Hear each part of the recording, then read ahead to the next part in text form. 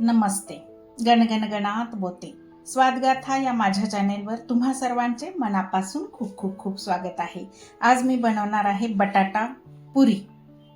तर त्यासाठी मी इथं 7 ते 8 बटाटे घेतलेले आहेत. हे आपल्याला स्वच्छ धुवून उकडून घ्यायचे आहेत. चला तर मग.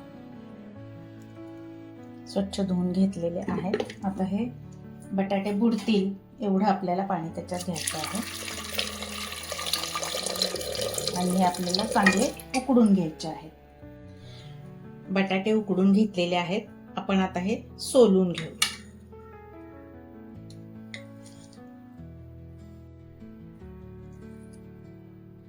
मऊसूत वाफला गेलाय बटाटा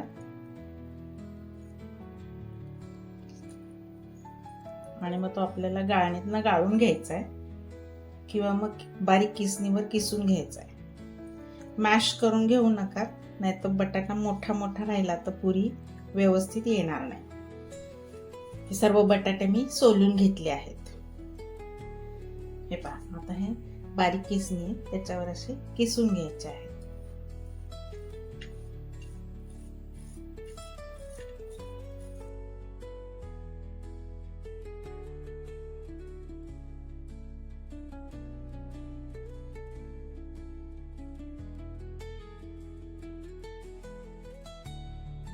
हे पहा, बटाटा इथं खिसून झालेला आहे. खिसूनच घ्यायचा आहे, नुसता असा मॅश करून घेऊ नका, नाहीतर मग बटाट्याचे मोठे मोठे तुकडे राहिले तर आपली पुरी व्यवस्थित जमणार नाही. आता या किसलेल्या बटाट्यामध्ये गव्हाचं पीठ आपल्याला घ्यायचं आहे. तर आता किती बसतंय तेवढं पीठ आपल्याला याच्यामध्ये घालून घ्यायचं. तर पहिल्यांदा मी हा हाफ कप आहे तो तेवढे टाकून घेते.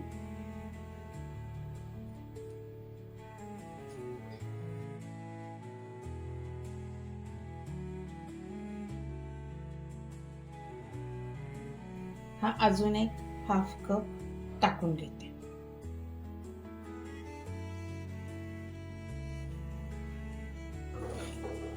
मिक्स करून घ्यायचं. याच्यामध्ये पाव कपलाही कमी आहे तर रवा, हा बारीक रवा आपल्याला घ्यायचा आहे. पाव कपलाही कमी.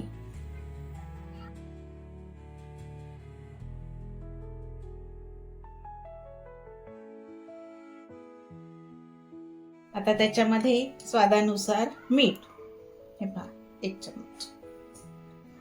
मीडियम साईजचा चमचा आहे माझा आणि थोडंसं वर टाकते. स्वादानुसार मीठ घालून घेतलं. हे पहा, रेड चिली फ्लेक्स 1 चमचा. अर्धा चमचा ओवा, तो आपल्याला हातावर असा क्रश करून घ्यायचा आहे.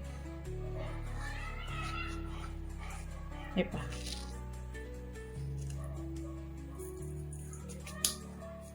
आणि ही कसुरी मेथी थोडीशीच घ्यायची आहे, अर्धा चमचा. ही पण अशी हातावर अशी चोरगाळून घ्यायची चांगली.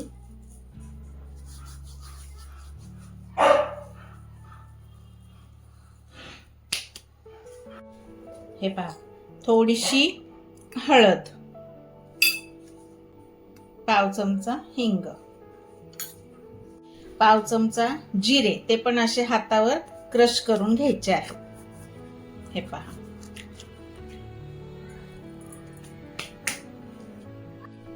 आता हे सगळं व्यवस्थित आपल्याला मिक्स करून तिंबून घ्यायचं आहे चांगलं.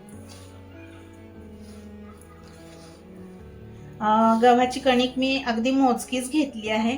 मला जर वाटलं खूप सैलसर तर मी आणखी थोडीशी 2 चमचे वगैरे याच्यात गव्हाची कणिक घेऊ शकते, पण जास्त घेऊन त्याच्यामध्ये पाणी टाकून तिंबू नका.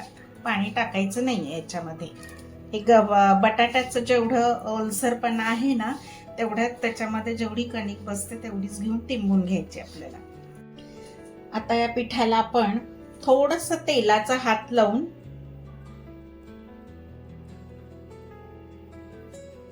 अगदी थोडस लावायचं आहे.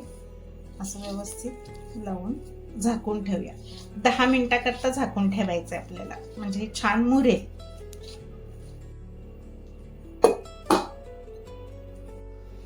चला पीठ आपलं किती भिजलंय पाहूया. छान मऊसूत गोळा तयार झालेला आहे. आपण आता याच्या पुऱ्या करून घेऊया. त्याचे मी ना गोळे बनवते आधी.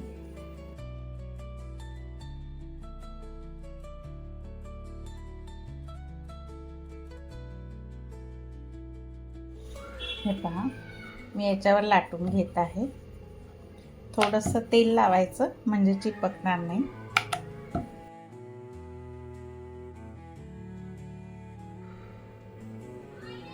हे पहा, ही अशी पुरी आहे. आता आपण तळून घेऊया.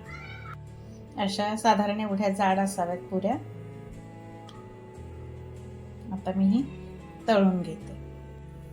हे पहा, तेल तापलंय का पाहूया आपण. तापलेलं आहे. गॅसची फ्लेम मी आता बारीक करते. आणि आता आपण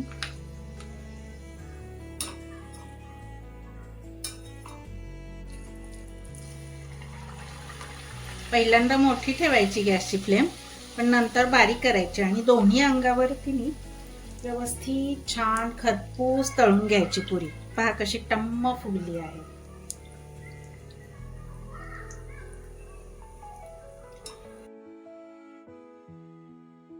टी टाइम स्नॅक्स म्हणून या पुऱ्या खायला खूप छान लागतात. म्हणजे गरम गरम असताना खूप छान लागतात. 4च्या चहाच्या वेळेला करायला काहीच हरकत नाही. पटकन होण्यासारख्या आहेत. याला काही जास्त वेळ लागत नाही. हे पहा, अशी टम्म फुगली आहे आणि तेलही राहत नाहीये याला जास्त. त्यामुळं जे डाएटवर आहेत त्यांना सुद्धा खायला काहीच हरकत नाही.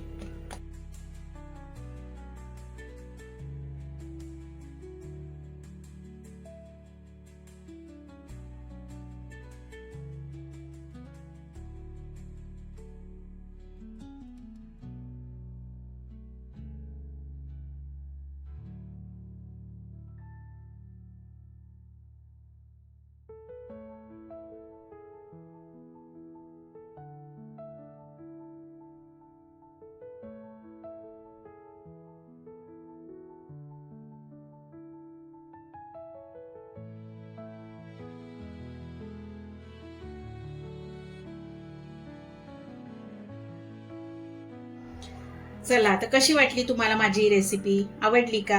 आवडली असेल तर तुम्ही पण नक्की करून पहा आणि मला कमेंट करायला विसरू नका. ह्या पुऱ्या अशा टम्म फुगलेल्या राहतात. एक दिवस तरी व्यवस्थित टिकतात. जर तुमच्याकडनं टिकल्या तर. टेस्टला पण अप्रतिम झालेल्या आहेत, सुंदर झालेल्या आहेत. ते पहा, मी एक फोडून दाखवते. खूप छान झाली आहे, खूप छान.